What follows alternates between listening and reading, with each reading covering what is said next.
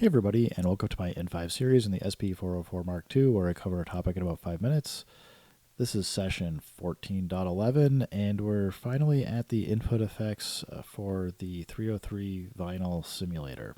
This is somewhat infamous. I think it's really well known on the original SP303, and people will argue whether the vinyl sim on the 303 or 404 sounds better. I'm not here to judge. I think the cases are mixed. It depends on what your use case is. I'd also say, it's nice to have it on the Mark II and have two different ones, so I don't know. One thing to note, in the manual, there are two things listed as vinyl sim. They don't say 303 or 404. This, if you go to the official manual, is on, I believe, page 123.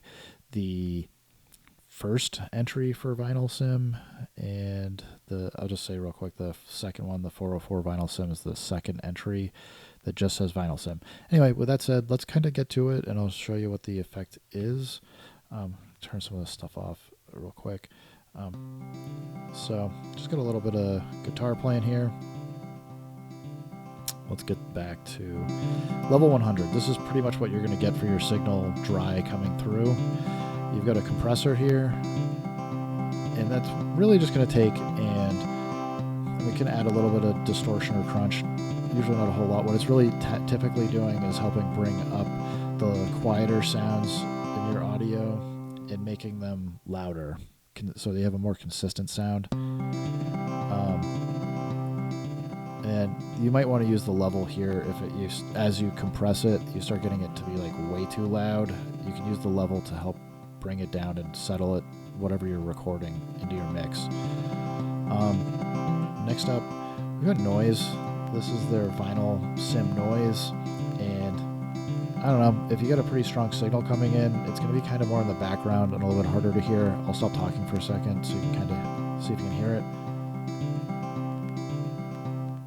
And if I turn it off, it should be much more apparent that you can hear the noise. It's like kind of like this subtle background noise that I don't know if they recorded it off of a record and just looped it or what, but it's fair. I guess I'd say if you like vinyl, it's kind of a regular sound, kind of pleasing. But the stronger the signal you drive through your 404 Mark II, the more in the back it's going to push the sound. So let's turn that off.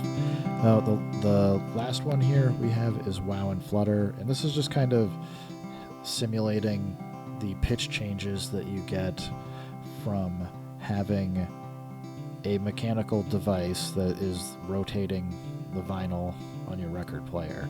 It's not, because it can't create a perfectly 100% consistent turn on the vinyl. You get this kind of wobbling, like subtle wobbling effect. And if I turn this up, you can kind of hear it. Well, that's with it off. Back to 42. It's pretty subtle. If you crank it to 100, it's going to sound wonky as heck.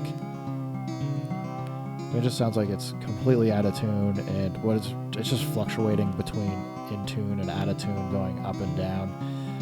I usually don't like the maxed out effect, but I think as a really subtle effect, this is just a really nice sound. Reminds me of when I was a kid, listening to cassette tapes and watching VHS tapes and stuff, listening to my parents play records on the record player. So I'd say, definitely fun effect. I think it compares quite well to the original SP303. I think it sounds great. So, use it, drive, whether you get drums, guitar, whatever you got going through it. I'd say have fun with it. Make music, guys. Have fun, and we'll catch up soon. Peace.